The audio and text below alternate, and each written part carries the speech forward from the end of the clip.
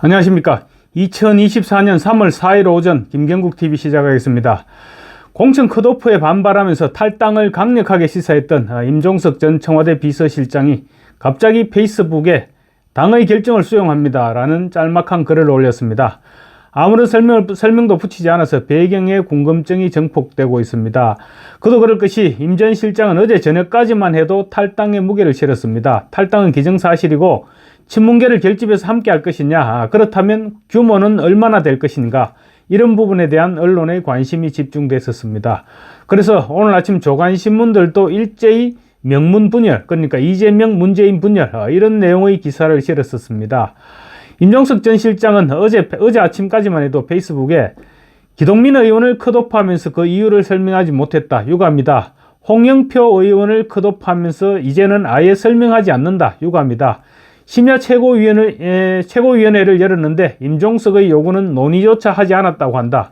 이재명 대표의 속내는 분명히 알아들었다. 이런 글을 올렸습니다. 다분히 탈당을 시사한, 강경 대응 방침을 시사한 그런 글이죠.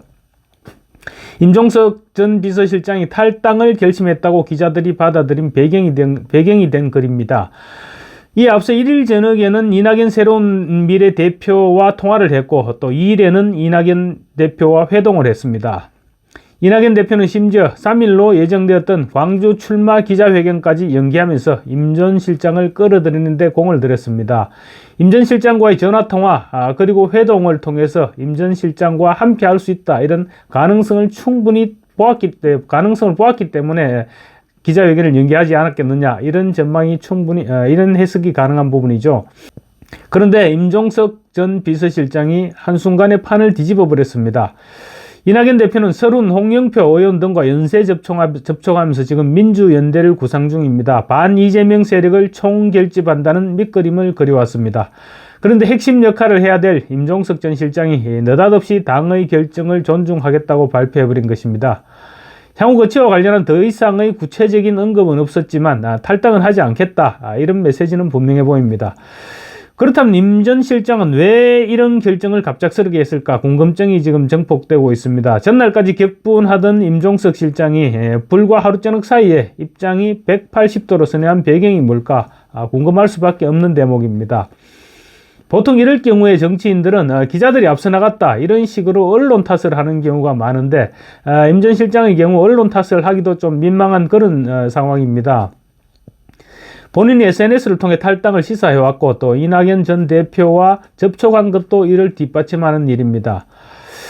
그래서 우선 임 전 실장 본인의 의지가 아닐 경우를 생각해 볼 수 있을 것 같습니다. 불과 몇 시간 만에 생각이 정반대로 바뀌었다는 것은 말 못할 사정이 있지 않았겠느냐, 이렇게 받아들일 수도 있는 부분입니다. 가장 높은 가능성은 문재인 전 대통령입니다. 문 전 대통령이 민주당의 분열은 바람직하지 못하다, 이런 의견을 전달했고, 임 전 실장이 이를 수용하지 않았겠느냐, 이런 추측도 가능합니다. 그런데 문 전 대통령은 친문 인사들에 대한 이재명 대표의 공천 학살에 지금 마음이 편치 않을 것입니다. 그런데 과연 임 전 실장의 결기를 막았을까 하는 의문이 제기될 수 있습니다. 하지만 윤영찬 의원은 물론 승리 가능성이 희박하기는 하지만 윤영찬 의원은 지금 아직 당내 경선을 앞두고 있습니다.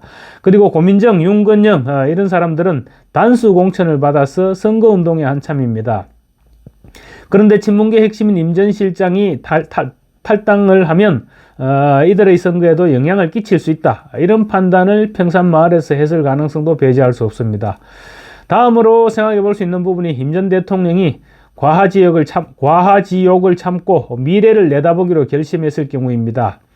공천 배제에 대해서 임 전 실장은 다시 한번 재고해 달라고 당 지도부에 간청하다시피 했습니다.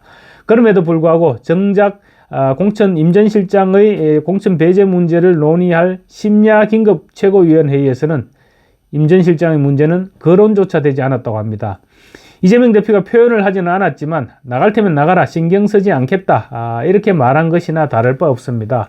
사실상 내쳐진 것이죠. 자존심이 많이 상했을 것입니다. 그럼에도 불구하고 당 잔류를 결정한다는 것은 쉬운 일이 아닙니다. 그렇지만 남아서 어떻게 헤쳐나갈 비전이 보인다면 상황은 달라질 수 있겠죠. 임 전 실장은 지난 연말 탈당하려는 친문계 윤영찬 의원을 주저앉히면서 총선 이후 우리가 당을 접수할 것인데 탈당을 하지 말고 남아서 함께 하자, 이렇게 설득했다고 합니다. 이재명 대표의 사당화 공천의 결말을 지켜보면서 역설적이게도 당을 접수할 가능성을 엿보았을 수도 있습니다. 그런데 그렇게 생각하기에는 임 전 실장의 전날까지 행보와 엇박자가 나오는 것도 사실입니다. 전날까지만 해도 결기를 보였는데 갑자기 방향을 선회한 이유로 받아들이기에는 뭔가 석연찮습니다. 그래서 또 다른 추측을 해본다면 이재명 대표가 지역구인 인천 계양을 해서 낙선할 것이라는 전망을 했을 수도 있지 않겠느냐는 것입니다. 어제 저녁 나온 경인일보 여론조사에서 국민의힘 원희룡 후보가 이재명 후보를 맹추격해서 오차 범위 내인 3.6%포인트까지 치고 올라왔습니다. 이 같은 결과를 보고 임 전 실장이 고무되지 않았겠느냐는 것입니다. 이 대표가 만약 지역구에서 패배한다면 8월 전당대회에서 대표직을 유지하기가 쉽지 않습니다.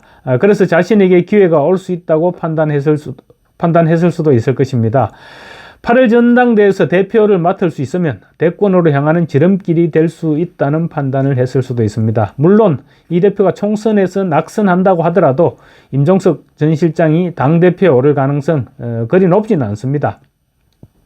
이미 당은 공천 과정에서 이재명 당으로 재편됐고 총선이 끝나면 총선에 나섰던 후보들이 당선됐건 낙선됐건 지역위원장들은 어차피 천명계들이 석권한 상태입니다. 당내 권리당원 역시 개딸들 위주라는 점에서 임 전 실장을 밀어줄 가능성 높지 않습니다. 낙선한 이재명 대표가 계속 당대표를 맡을 수도 있습니다. 하지만 임종석에게도 기회의 문이 열리는 것은 그 부분만은 분명한 사실인 것 같습니다. 이 대표가 총선 패배 후 구속이라도 당하는 상황이 온다면 더욱 유리해질 수 있겠죠. 어쨌든 간에 임종석 실장이 그 같은 이 대표의 사법 리스크를 염두에 두고 과지역의 굴욕을 참았을 가능성 역시 배제할 수 없어 보입니다. 보다 현실적인 이유도 있습니다. 탈당을 해서 수도권에 출마하게 될 경우 민주당 후보와 동반 낙선할 가능성이 확실시된다는 점이 부담됐을 것이란 전망입니다.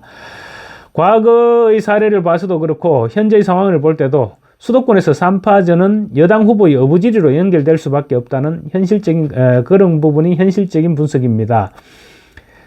당을 나가더라도 시베리아고 또 잠시 기분 폭발시키려고 하다가 영원히 돌아올 수 없는 다리를 건너게 될 수도 있습니다. 또 이낙연 새로운 미래 대표와의 통화 및 회동에서 의견이 일치되지 않았을 수도 있습니다. 임 전 실장이 어떤 판단으로 지도부 결정을 수용하겠다고 밝혔는지는 지금으로서는 알 수 없습니다. 그렇지만 민주당에서 이탈하는 친문계의 구심점이 될 것이라는 기대는 사라졌습니다. 그래서 일각에서는 심지어 집단 탈당 분위기를 잠재우기 위해서 짜고 친 고스톱이 아니냐 이런 말까지 흘러나오고 있습니다.